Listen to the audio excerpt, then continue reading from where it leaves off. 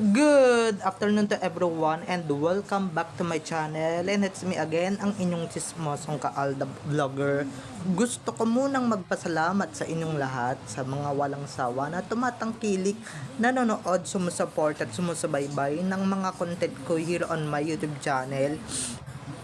So wag ninyong babaktawan o lalaktawan tong ating topic ngayong araw. I'm sure na hindi ninyo pagsisisihan na pinanood nyo ito mula umpisa hanggang hulihan. And syempre, wag kayong mag-i-skip ng segment, okay? Buuin at tapusin nyo to, at mahalagang balita ito, kaya tutukan ninyo. So eto na, dumako na tayo sa ating main topic for today's video. Ito na nga mga Kaalab Nation. Sino kaya itong ex ni Alden Richards na humahabol daw or naghahabol sa kanya? Wala naman nabanggit eh. So, ito na guys, watch this. Mamaya, papaliwanag ko sa inyo ng buong buo. So, ito na guys, watch this.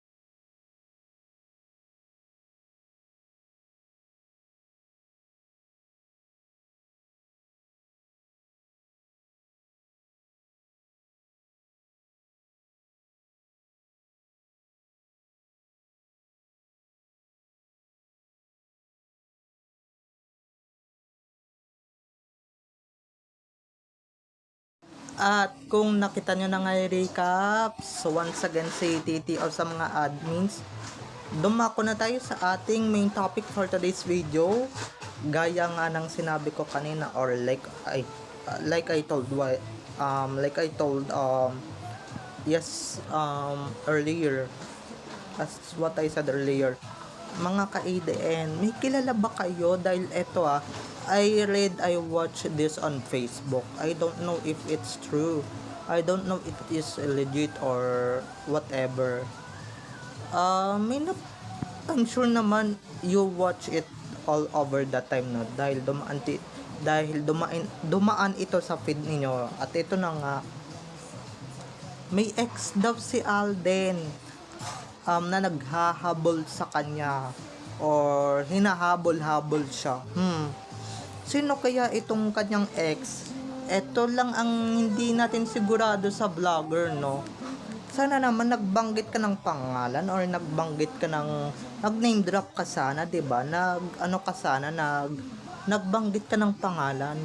Basta wag lang sa showbiz magbabanggit, dahil alam naman natin sa showbiz wala siyang ibang minahal kundi si Main lang, at hindi niya naging ex yun kasi nga naging asawa niya na yon, or should I say ex-girlfriend niya slash na naging asawa niya na ngayon. So sino? Alam nga naman, gusto ninyong sabihin si Sanya Lopez, hindi naman naging sila ni Sanya, at never naging type ni Alden si Sanya.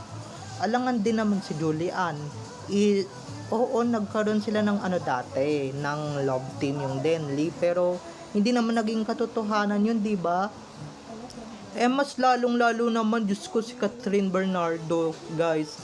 'Di ba? Hello Love Goodbye at Hello Love Again lang naman yung pinagsamahan nila at never silang naging totoo. So, sino doon? Alam nga naman yung non-showbiz niya, yung non-showbiz niya, sobrang saya na for sure sa pamilya. 'Di ba? Nakabuo na ng pamilya at may sarili ng kapamilya yung kanyang ex-girlfriend from non-showbiz, 'di ba? Alam natin 'yan. They know na Alden had a girlfriend before he entered showbiz, 'di ba? So sino si Luisa de los Reyes, hindi niya dahil hindi niya naman talaga naging jowa yun, 'di ba?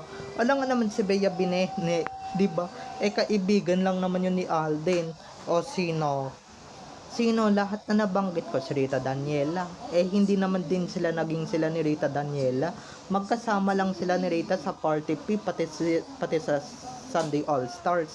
Lahat ng nabanggit kong naging love team ni Alden at naging kasama niya sa trabaho at siniship sa kanya or sinusubukang iship sa kanya is never naging sila, okay? Kaya sino yung ex-girlfriend na talagang um, naghahabol kay Alden? Hoy, kung sino ka man, napakakapal ng pagmumukha mo. After mong pakawalan, after mong sayangin, nandyan ka, magpaparamdam ka, di ba, na parang susulpot ka, parang kabote na after mong iwanan si Alden or iwanan ng mahabang panahon at nagkaroon na ng sarili niyang pamilya at nagkaroon na ng asawa at mga anak, tsaka ka pa magpaparamdam or susulpot, napakakapal naman talaga ng pagmumukha mo. Pero guys, but didn't clear this issue is didn't clear or not clear all about sana naman lang yung vlogger na naglabas na ito is talagang binanggit talaga, hindi yung binigyan mo pa talaga ng palaisipan yung mga viewers mo, followers mo, na talagang iisipin pa talaga nila, bibigyan mo pa sila ng sakit sa ulo kung sino ba talaga, who's that girl na nagsayaw na ba, Enzo? kanina pa wag kang maingay na naghahabol, 'di ba, kay Alden. Kapag naman yung pagmamukha mo, Diyos ko, hindi ka na lang manahimik, 'di ba? Hindi ka na lang manahimik kung sa pamilya mo na hindi ka ba masaya, 'di ba? Na gusto mo pa talagang makasira ng pamilya. Diyos ko po, mahabagin mga ka-ADN. Hindi, 'di ba? Nanggugulo lang 'yan. I'm sure, baka gusto lang mapag-usapan ni Ate Girl, kaya ayan, pa-controversy, 'di ba, pa-controversy siya, and syempre kailangan niya gumawa ng paraan. Syempre didikit siya sa sikat para nga naman for sure mag-trending, 'di ba? So alam na natin 'yan, pero ako, after ninyong iwanan, after ninyong i-break, wala na kayong karapatan na balikan yung isang Alden Richards, 'di ba? Maglaway kayo, 'di ba? Maglaway kayo sa inggit dahil isang Maine Mendoza lang naman na mas mayaman, edukada at hindi lalakera ang pumalit sa inyo at hindi na ipagpapalit ni Alden kahit kanino man, 'di ba? So wala, 'di ba? Kung talagang babalik, di wag na, 'di ba? May kasabihan nga, no return, no exchange. Mga gago ba kayo, 'di ba? Mga siraulo ba kayo? Wag na kayong bumalik. Iniwanan niyo ngayon tao for what reason? 'Di ba? For what reason? For your new boyfriend, 'di ba? Tandang-tanda ko 'yan dahil napanood ko 'yan noon sa magpakailanman life story ni Alden, na talagang may ex-girlfriend siya na baka yun na ngayon tinutukoy nila, 'di ba? Baka yun yung tinutukoy ng vlogger, hindi lang na pinpoint ng culturalist na vlogger na ito, 'di ba? Na hindi naman talaga mali na mag-vlog kung sino ba talaga yung, 'di ba? namimili ka pa kung sino kay Julie, kay Catherine, at saka kay Barbie or kay Bea or whoever she is na talagang na nagkaroon talaga ng bond kay Alden Richards, 'di ba? Guys, hindi yun, okay? Wala doon sa pinagpipilian ninyong showbiz na malapit kay Alden Richards, wala doon. 'Di ba? Kung meron man, Diyos ko po mga ka-ADM, kung meron man, huwag ka nang magtangkang bumalik, huwag ka nang magtangka, please lang. Utang na loob, huwag na huwag. 'Di ba dahil sinisira mo lang eh. 'Di ba sinisira mo lang naman yung ano nila yung masira mo lang talaga yung pamilya nila. Okay? So, bye-bye na mga ka-ADN. I love you all. Have a nice day. Keep safe and God bless everyone. Bye-bye. I love you all. Enjoy watching. See you on my next videos. Bye-bye.